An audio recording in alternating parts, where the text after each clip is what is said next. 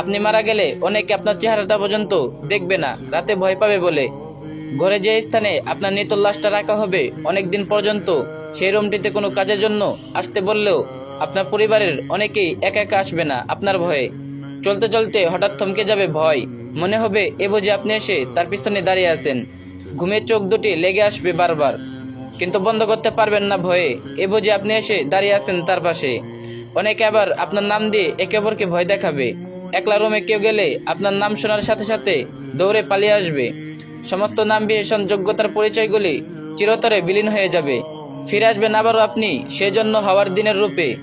যাই অর্জন করেছেন সমস্ত কিছু রেখেই ওপারের উদ্দেশ্যে লম্বা সফরে রওনা দিতে হবে একাকী। মানুষের অন্তরে শুধু রয়ে যাবে আপনার আচার ব্যবহারগুলি। একদিন কেউ ডাকবে না আর সেই চিরচেনা নাম ধরে, বলবে শুধু লাশ। বড় অসহায় হবে সেদিন যদি না থাকে নেক আমল। এভাবে চলতে চলতে কয়েক বছর পর আপনার কথা কারো মনে পড়বে না। শূন্য হাতে এই দুনিয়া এসেছিলেন, আবার শূন্য হাতে এই দুনিয়া ছাড়তে হবে। এত টাকা পয়সা, ধন সম্পদ, বাড়ি গাড়ি, পরিবার, বন্ধু বান্ধব, কেউ আপনার সাথে আপনার কবরে যাবে না। আপনার সাথে যাবে শুধু নেক আমল। নিজেকে প্রশ্ন করুন তো, আমরা কি পেরেছি যথেষ্ট পরিমাণ নেক আমল অর্জন করতে? আমরা কি পেরেছি আমাদের রবকে কখনো খুশি করতে?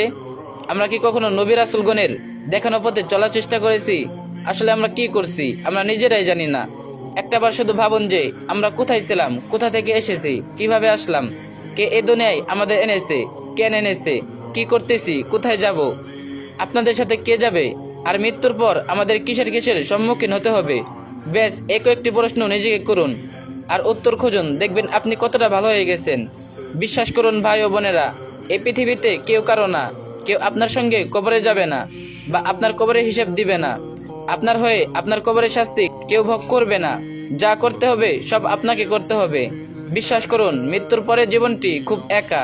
একমাত্র আল্লাহ ছাড়া আপনার চিৎকার কেউ শুনবে না। কবরের প্রথম নিঃসঙ্গ মুহূর্তগুলো বড় ভয়ঙ্কর। দাফন শেষে আপনার আপনজনেরা একা রেখে চলে যাবে। তাদের চলে যাওয়ার শব্দ শুনবে, কিন্তু কিছুই করতে পারবে না।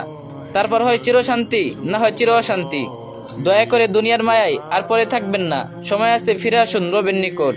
এখনো সময় আছে, পরকালের জন্য কিছু সঞ্চয় করি। নয়তো একবার যদি মৃত্যুর দোষ সামনে এসে দাঁড়ায়, আর একটু সময় পাবেন না। চাইলে শেয়ার করে অন্যকে শোনার সুযোগ করে দিতে পারেন।